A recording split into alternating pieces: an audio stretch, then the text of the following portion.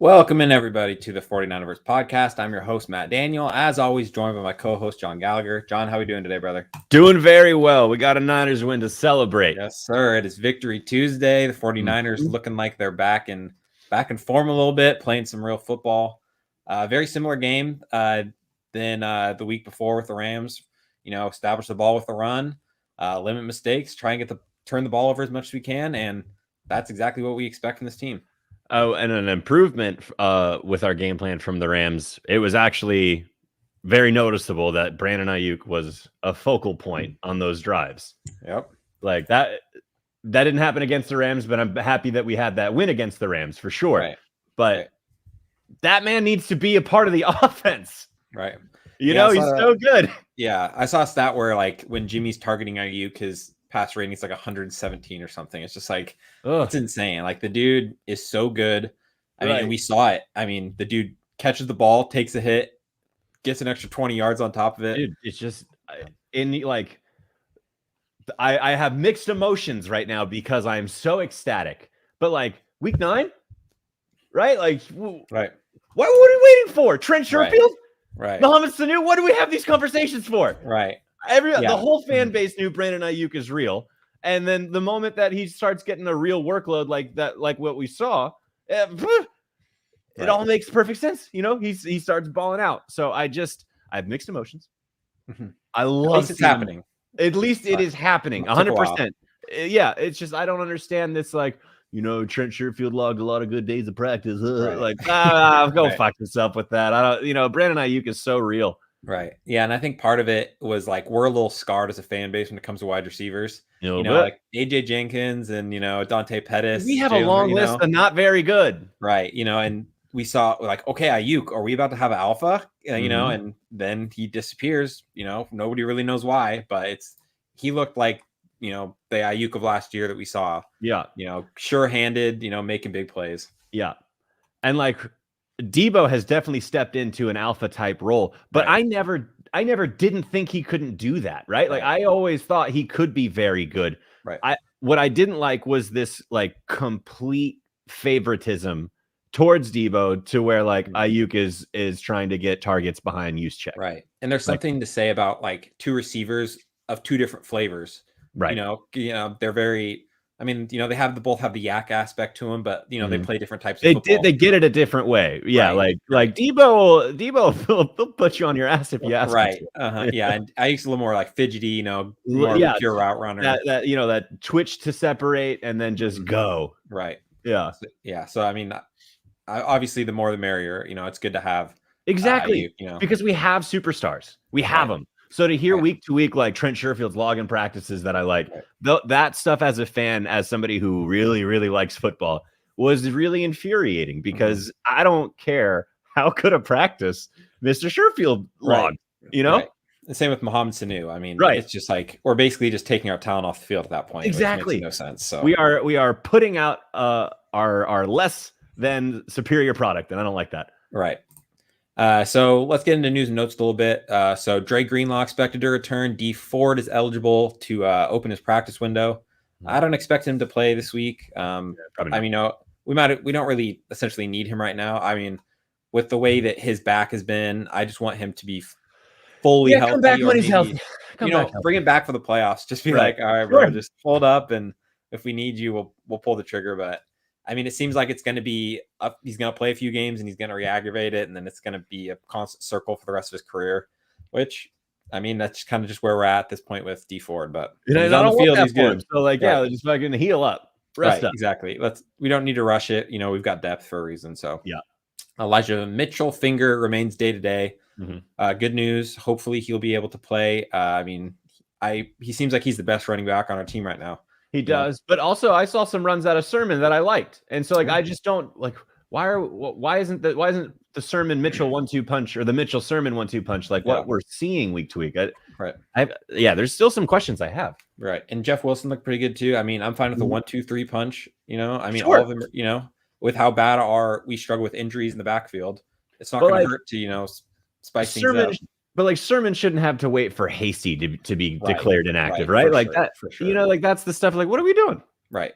Yeah, and I love Hasty, and especially because they're not the same type of running back. Yeah, very different. And we also saw some trust with Sermon. He was the guy on the field when the 2-minute drill, he made that catch on the sidelines, which scored his points. So I thought Sermon played well. Really, our whole offense as a whole, played pretty well. Granted, it was, they should have played well against Jacksonville, but it was nice to see everybody kind of come together, and we played a really complete game. It's also a tall order to go across the country, go to Florida, and go play a game, at the early time slot. We're all jet lagged. We're all, practice facility isn't their own. And then it's dominate all order. Yeah, and West Coast teams have a bad track record on the East Coast morning games historically. They just do.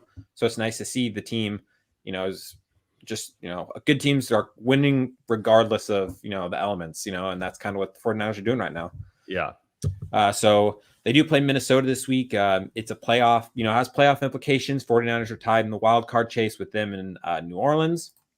So this is a big game for the 49ers. But let's talk a little bit about what the 49ers did last week. So Ayuk, we talked about him, 785 and 1. About time. I don't know how many targets he had. I don't have that in front of me right now. But I think he caught all 7 of them, if I remember correctly. I want to say it was at least 10 targets. Let me look. And then Debo continued to Debo. We talked about running backs. He was our leading rusher. Yeah. And while it's super fun to root for, I want him the whole season, especially because I do believe we've got it. You took Sermon in the 3rd and he's healthy. So right. Just run him. We draft 2 running backs and our leading rusher is a wide receiver. Yeah. So it's just, I love watching Debo ball out. I just understand that it's a very long season. If we are going to make a playoff push, I 100% want Debo there, no question. For sure. So Ayuk caught all 7 of his targets. It was 7 for 7. Yeah, 7 for 7. Okay. Kittle was 4 for 4. I guess we didn't really throw many incompletions. So yeah, one was to Jeff Wilson, one was to Juice, and one was to Debo. So, and that leads us into Jimmy, who's been playing really well. He's been, it's 4 games in a row above 100. He's the only quarterback in football, 4 straight games above a pass rating over 100. He has the highest passer rating in football the past 4 weeks. So nice job. Love to see that from Jimmy. This is kind of what we expected. The way the 49ers are playing football. Yeah. We wanted it to be complementary to the way Jimmy Garoppolo plays, complementing his strengths and his weaknesses. And that's what they're doing. So Jimmy's playing better. It's kind of seems like a no-brainer, but. No, I like it. I like what I'm seeing out of Jimmy. It's just as a Niner fan, I understand that we have the future. And he's not developing. So that, right. I still have a part of me that's like, come on, let's get this kid going. But I like watching Jimmy play well. I like the Niners winning games. It kind of feels like we lucked out into this perfect storm situation where the Rams somehow got worse after signing Von Miller and OBJ, and the Seahawks they don't look good. They lost Russ, and then they didn't look good with Geno, and then the Russ is back, and it kind of looks like he's back too early. So. There are ways for us to really claw our way into the playoffs. Oh, for sure. Does the playoff implication change your thought process with Trey Lance at all? I know we've talked about it a lot. Not it's kind really of a dead horse, but it doesn't really change my thought on it, especially so if Trey Lance has the playbook installed, I would love to see him get looks in the playoffs. I understand that that's not that normal, but if you want to talk about real learning situations, fucking having to come out on top, that's a good one. So I do like that as a development standpoint. If it is just about no, we gotta keep the vets out there because they give us the best chance to win. I get it. I get the argument. It's just Jimmy G is not going to start next year, right? It won't be him. So. I just think the sooner we get our guys going, that is going to be the future of the Niners, the better. So if you're Kyle Shanahan, Trey Lance starts next week? Next week against Minnesota. I guess this Minnesota? Week. This week. Yeah, this week. That'd be great. At this point, if I'm Kyle Shanahan, I can't really do that because then you look ridiculous. Yeah, you can't. It's almost, he's kind of played himself into a corner. If he was planning on making a move, you can't now. All right. You do have to wait for egregious play. Right. You have to wait for fuck, we got to pull this guy, and then put the rookie in, and if that doesn't happen, I don't think it's almost like he can't now, kind of, to a sense, because if it wasn't already, it's like, then what's the point, you know? And now that we're in playoff contention, we were starting Jimmy when we were 3-5. Yeah. So now we're still. Why would we make a move at this point? Which I totally agree. And two, like, I don't know. I think Shanahan played this in a weird way, because I think if he just favored the competition aspect of it, and if we lost with the rookie, the fan base is not as upset as these losses we've had with Jimmy. Right. Like, so I don't. It was a weird kind of weird tactic he had in terms of, announcing the starter, not announcing, never declaring that there's any kind of QB competition. Mm-hmm. That was strange. Yeah, I think it just comes down to, I mean, he clearly had a belief in Jimmy. It seems like the locker room does have a belief in Jimmy. I have heard that. More so than the fans do. It seems like I've heard that argument. It seems like the fans have a lower regard for Jimmy than like the 49ers do as a whole, which I guess is always going to be for a quarterback. Any quarterback not playing, extremely well gets criticism from fans. That's just the way it goes. But yeah.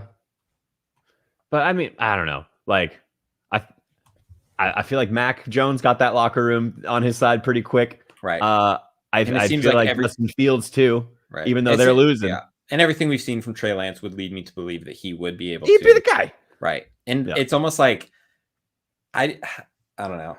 I mean, it's hindsight's 2020, and obviously Jimmy's been playing great. So but it's almost just like we should have just traded Jimmy or released him at the, like, you know what I mean? Because then we don't have to question it. Like, there's no confidence. I'm sure Trey Lance is having confidence issues, but I mean, where'd my camera go? We got the full room view. Yeah, you guys got is fucking behind the curtain. Yeah, this is MTV Cribs. That's my speaker. It's my computer. It's a keyboard. Let's see if I can fix that. Wonder why my fucking camera turned off and on. What a jerk. I don't know. Jimmy G heard you talking shit, man. And he hacked my system? He hacked the system. Can't do it. He's not just looks. He's also rude. He's also computer genius. Yeah, he's tech savvy. Yeah. All right. Well, you get that fixed. So week 12, 49ers play 125, I believe, kickoff. Playoff implications, like I said, tied for the wild card. Vikings are 27th against the run. Meanwhile, Minnesota also leads the NFL in sacks. So it's going to be. Minnesota's annoying to play against. Like, they play so sound on offense. Right. Like, and Kirk Cousins is playing well. Yeah. And like, so if Kirk doesn't air it to Jefferson, he hands it to Dalvin, and it works because they're superstars. Right. So that offense is incredibly frustrating to play against. It's definitely a test. I mean, it's going to be testing our front line. It's going to test those linebackers. Fingers crossed for whoever has, the Jefferson assignment. Even Thielen. Like, Thielen is a real wide receiver too. Like, it's right. It's going to be a test. Right. I don't think Minnesota's defense is that great. You did say that they lead and they have a leading number in sacks, though. They do lead the NFL in sacks with 31. That's a lot. Okay. So, I mean, I think that the 49ers are kind of built to not really get sacked much, like quick passes and, establishing the run. So I'm not too worried about that. Being bad against the run is good. If we run the ball well, then we're going to be okay. So points against, they're 22nd. Yards against, they're 28th. 21st against the pass, 27th against the run. And are we on the road to Minnesota, or is that at home? We are on I think we're on the road. I hate playing Minnesota in Minnesota. Kirk Cousins in his dome. Kirk Cousins in a dome. Oh, no, we're in we're at Levi's. Oh, right. Love it.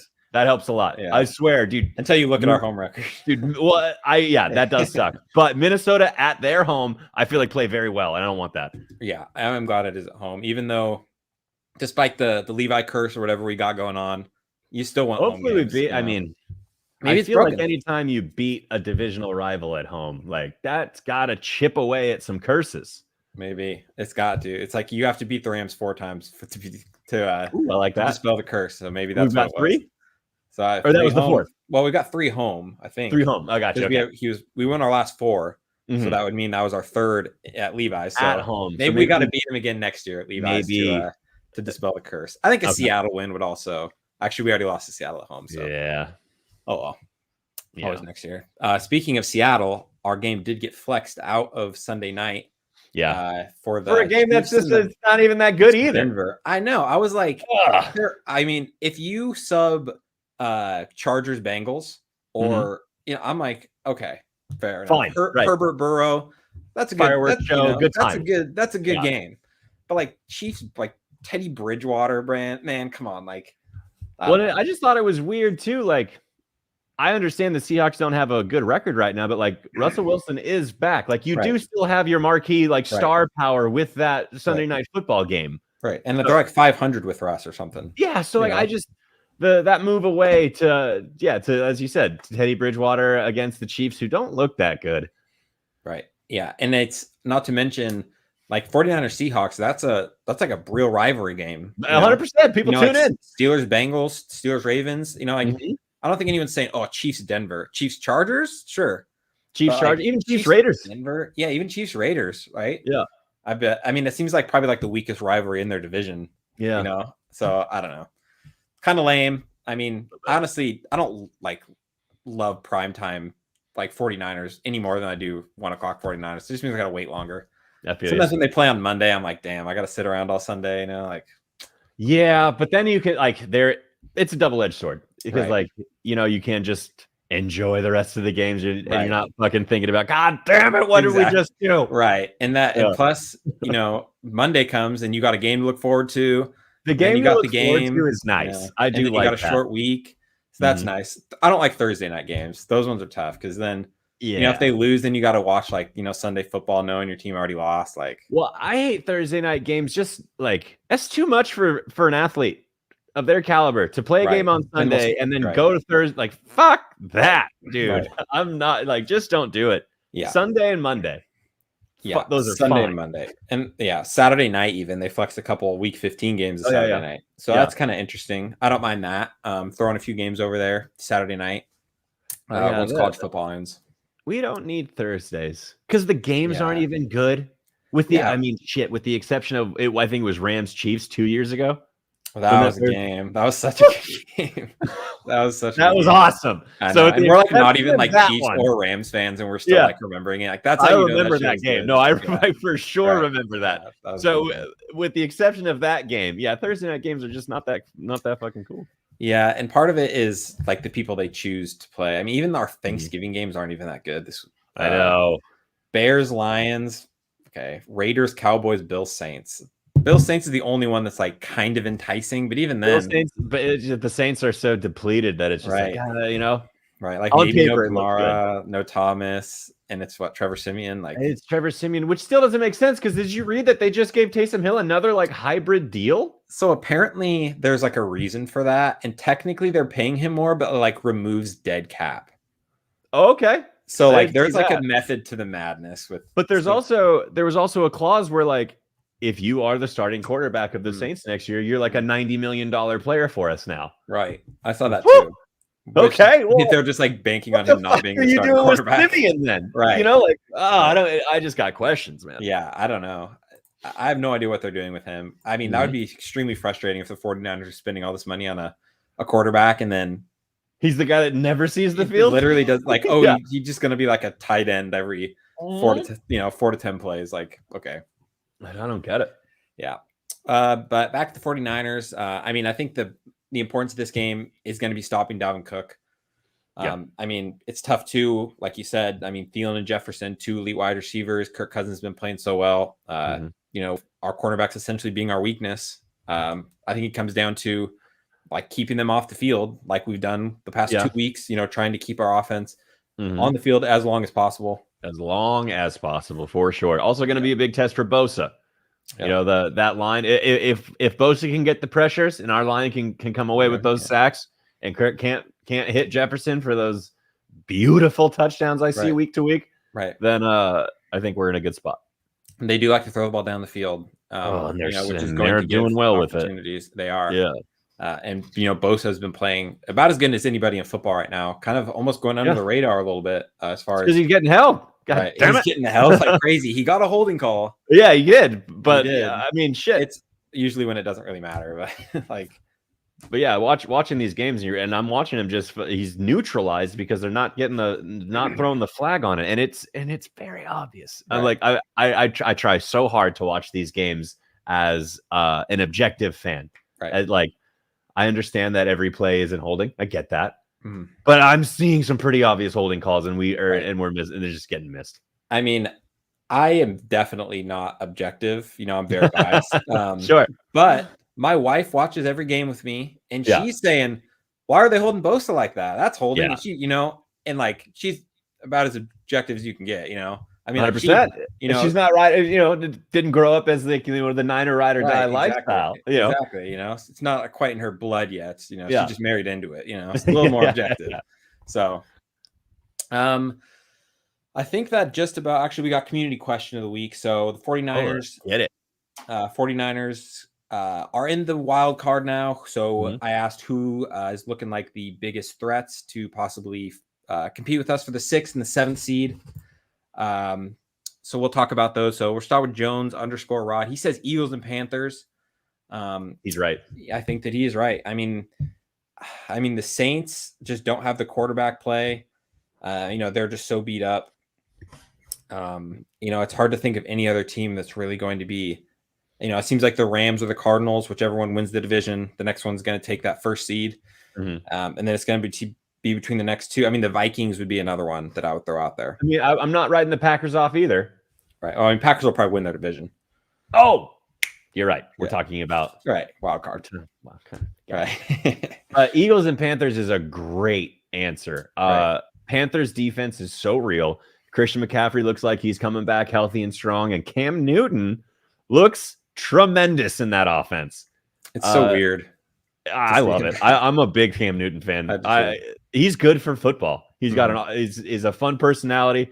The league's better when he's getting into the end zone and busting the S out. Superman, that shit is awesome. I'm a big fan. Me too. And then the Eagles, they're playing sound football with Jalen Hurts as a pocket passer. Yeah, that was Mr. Garza 84. His thing was Eagles too. I mean, it's hard to argue. It really is. They've got it going. I mean, Jalen Hurts is playing good football. I mean, they're a pretty tough offense to stop. And they still got a pretty solid defense. I mean, that team, I feel like a lot of people are kind of doubting Jalen Hurts a little bit, and a little too much, but he's playing, good football, and he doesn't really have like a super sound surrounding cast around him. He still has a young wide receiver. They're getting better. Right, they're getting better, and that's big. Yeah, Goddard, Smith, even Rieger, they're all getting better. Right. I mean, your two best receivers are both, rookie second year. Very young. The quarterback's essentially a rookie because he started halfway through the season. I mean, Rieger too. You could say that he missed a ton of last season with injuries. Yeah. So I mean, they're an extremely young team. Yeah. And they're good. I mean, the 49ers did beat them, but like we said, that was early season. They seem like to be a different team. I think we're a different team. Yeah, the Eagles on Sunday look different than how we played them. Yeah, for sure. And then Opiated 49, nobody. We're the threat. I like the optimism. I do think we are threatening. No arguments here. I mean, it's hard to watch a team with a 15-minute drive just holding onto the ball, and if I'm a coach of a different team, I'm saying damn, that shit looks that would be infuriating. Dude, that's the if you're a head coach, if you can infuriate the other head coach, you're gonna win that game. Right. And what's more infuriating than a 15-minute drive? 100% play, 100%. I mean, because then that coach is now in a 2-minute drill in the first quarter, right? They're like, why the fuck don't we have any more time? Right, exactly. Well, and now it was 6 minutes to the end of the half. We haven't seen the ball for more than 2 minutes. Yeah. There was a point where Jacksonville almost halftime, and Jacksonville had 4 plays. Yeah. The entire almost the entire first half. That's insane. And you basically, I mean, it's almost impossible to lose a football game with that script. Yeah. And they put a game plan in place, the whole week, exactly how they're going to script it out. And then they have to sit there, 45 minutes before they get on the field. So, it's effective. It seems like it's working. It'll be interesting to see if that seems to be the new the new norm for the 49ers. Just I think it is. Possessions. I think it is because it gives our defense a better chance of making more impactful plays. So like if the Jags, for instance, they 4 plays in 2 quarters puts them in such a position where if they make a mistake, that is so detrimental for them the rest of the game, either a turnover or a 3-and-out, something where they don't see the ball anymore after only having 4 plays in the first half. You simply cannot recover unless your defense makes some outstanding plays in a row. Right. So it's just it's incredibly hard to beat that if the team you're playing can just hold on to that ball. And we saw that with the Cowboys a few years back when Zeke first got into the league and that line was, dominant. Right. And I mean, like, the best defense is a good offense. Mm-hmm. I mean, not to mention, it's a lot more tiring to play defense than to just play offense. Their defense is getting tired. Our defense is well rested. Their offense hasn't really learned what our defense is doing. So they don't have time to make adjustments. There's just so many like different ways you can look at it as positives of keeping the other team off the field. 100%. So I love it. We'll see. We'll see if the 49ers continue with that same sort of mentality going forward. Mm-hmm. So let's get into our pick'ems. Right on. Pull that up. All right. So I went 10-5 last week. You went 8-7. You made a good week. Some bold calls. You did choose Indy over Buffalo. So for those of you who are shocked, John was not. He called not shocked. You did pick Giants over Bucks, so maybe those cancel each other out. Yeah, that's a tough one. Man, here's a kind of an interesting one. 49ers Twitter was discussing this week. Do the Giants make a move for Jimmy G instead of Daniel Jones? No. You prefer Daniel Jones? It's not that I prefer it, but Daniel Jones is going to be cheaper for 2 more years. And if they do need to make a quarterback move, just do it in the draft. Like, you don't need to. If you've already got your guy who's cheap, and you don't like, Daniel Jones doesn't suck. I don't think he sucks. Like, I think you can get decent football out of him. Them going to Jimmy, I feel like would be it's better than a lateral move, but in the long run, I don't think it's a smart move. Yeah, I kind of get what you're saying. I mean, part of it too is like you almost need to more of an upside play to turn a franchise around like that. Yeah, and like Jimmy's not really like an upside guy, so I get that argument. Like Steelers make sense. A team that's like Denver. Not going to have a high draft pick, has an aging vet out of the door and no prospects behind him. Right. Like you need a solution. Like you're not gonna unless you trade the farm to go up in the draft, which Steelers haven't really done. Right. You're not. Yeah. Your quarterback woes are going to be pretty bad. So unless them making eyes, Tomlin and Rodgers, it comes to fruition next year. I think Jimmy G to Pittsburgh does make a lot of sense for them too. Yeah, Denver is another one that kind of makes sense. You kind of got weapons in place. I guess teams that are kind of a quarterback away. Right. Giants are just so far from being like. Yeah, they're not a quarterback away. And in fact, I would say if I'm looking at their roster, their quarterback is better at his position than a lot of their other players are at their position. Right. And that's what's so tough with like your team being bad and you're trying to figure out like how to turn your franchise around. Is like, is it my quarterback or is it the team around me? Or is it so the whole defense and this offensive line? Yeah. Right. Yeah. It's because he's like Matt Ryan is a good example. Like the dude is literally an MVP. In other seasons, he's looked so bad. It's just, people put so much on the quarterback having to do everything, but there's football is a 22-person game, Yeah. So let's get into picks. First thing first, Chicago at Detroit. Pretty gross game. It is a gross game. But I'm going Chicago. Yeah, I like the upside with Chicago. They just have more talent on both sides of the ball. You see, this is Matt Nagy's last game. I heard that they were chanting that at his son's school. And while reading that is funny, in real life, that's not practice. Don't not do quite that. as funny. Yeah. But they did say they're firing him after Thursday. So that's so strange to announce that before the game. Right. It's one thing if it's like week 16 and you have like one game left and you're like, all right, you're not coming back next year. But also weird timing to do it. Like you picked the Thanksgiving game. Right. He's like gonna go home after the game. So what are we thankful for? Like you pick the week where everybody has to ask each other that around the dinner table. That's savage. That's cold-blooded. Yeah. Like his family's gonna be like eating Thanksgiving dinner, watching the Bears game, knowing well, like the commentators gonna be talking shit the whole time too. Yeah, that's disrespectful. Little. That sucks. Yeah, that's a little. So I guess I still go Chicago for that game. Matt Nagy's final tour. Yeah. Maybe he'll end on a high note. Raiders at Dallas. Dallas all day. That defense is real. Yeah, Dallas is good. Mm-hmm. They did lose to the Chiefs last week, but it's not like it was a decisive victory where the Chiefs just stomped on them. Right. They both just kind of look kind of weird. Yeah. Buffalo at New Orleans. Buffalo. Yeah, Buffalo. Even though the Bills need to get their act together a little bit. Right. They've been playing bad too. I don't know what it is. But I mean, I have a tough time believing that they just won't right that ship. That's a good team. Right. They've got all the pieces. It's just Pitt and Cincy. Oh, that's a good rivalry. Mm-hmm. It's a good game. Roethlisberger's playing. I'm going to go Cincy. I do like Cincy. They have. Did you watch the Sunday night game? The Chargers Steelers. Yeah. The game was crazy. Well, and Pittsburgh's defense just isn't the same without TJ. Yeah. At Cincy. Yeah, let's go Cincy. Yeah. Tampa Bay at Indy. I kind of think like Indy's a world beater right now. I'm going Indy.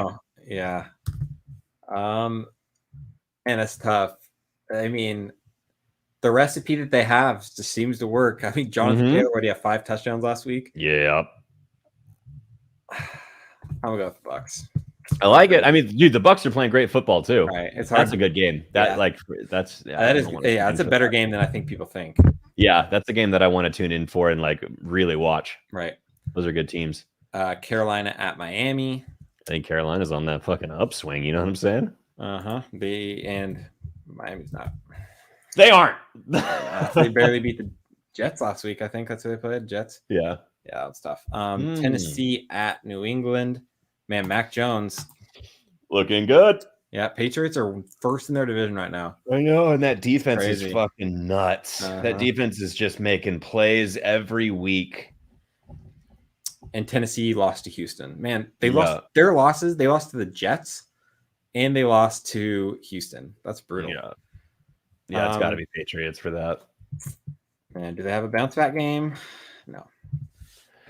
Not without Derrick Henry, man. That's their fucking. That's their whole identity. That's their whole offense. Right.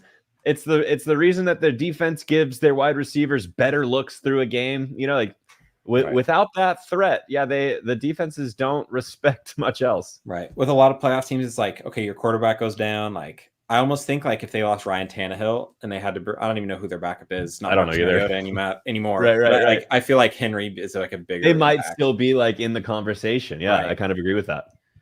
Philly at Giants. I'm going Philly. Good. Philly's good. Giants firing Jason Garrett, I think, is a step in the right direction. I was like surprised even when they hired him at that point, like 100%, because I don't think he had a good exit with Dallas. Right, and he's in your division, so like you should know him better than anyone that he's not good. Like and like I don't think the Giants were really thinking like, man, Jason Garrett really took it to us. Right, exactly. That was a weird hire. All right, I thought so too. Atlanta at Jacksonville. What a shit show! Another weird hire. You know, if you had to ask me which team I think is worse, I actually have to take a moment to think about it. Yeah. I think Atlanta's got a lot of good players, but they look terrible. Right. But Jacksonville's secondary is so beat. Right. I actually feel like Jacksonville has more of an excuse to be bad. Right.